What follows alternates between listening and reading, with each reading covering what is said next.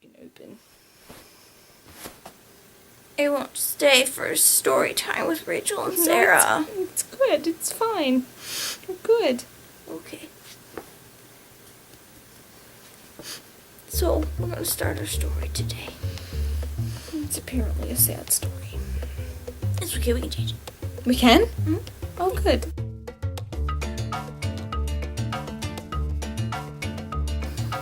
Yesterday, there was a person. And it wasn't just any person. It was the person. The person I feared, the person I loved. The person that defied all odds of nature. This person, how can you describe him?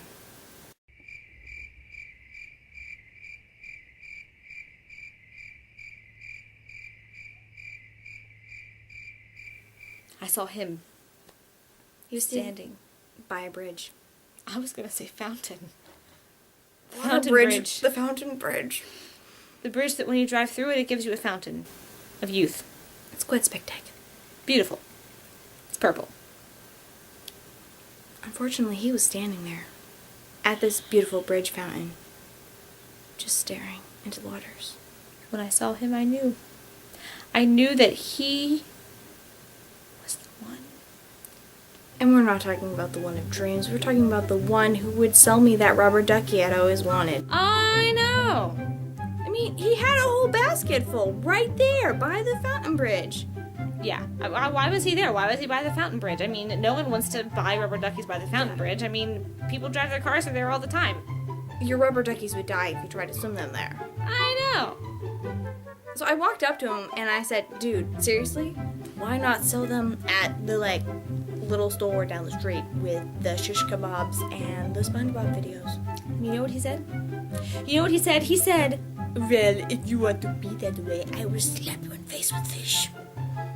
And then he did. I don't know where the fish came from. He kind of just pulled a mackerel out of his pocket. It was really gross.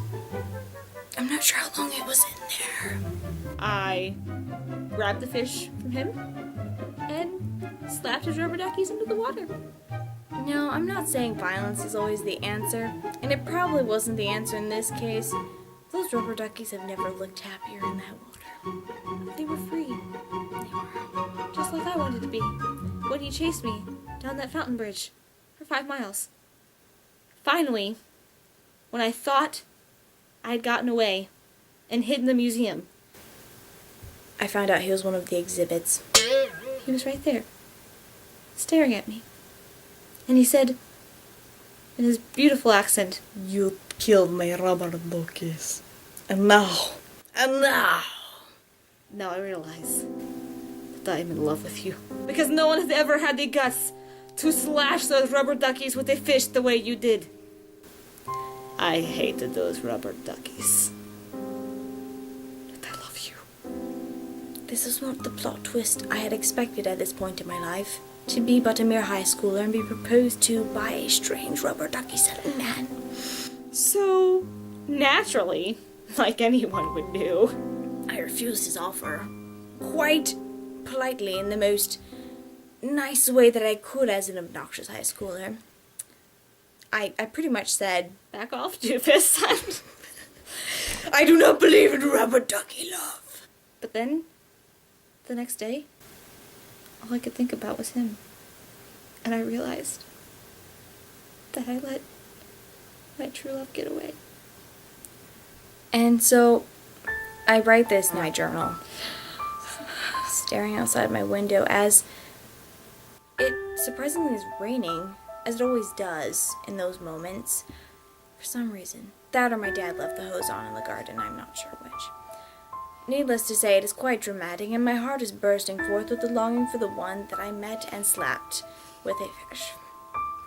The one that got away. Summer after high school, when we first met, I slapped him with a fish and ducky heads. Then I ran down the street that day.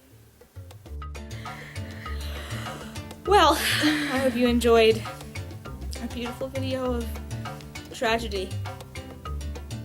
It's nothing quite like Shakespeare, but it'll do. I could see this going on Broadway someday.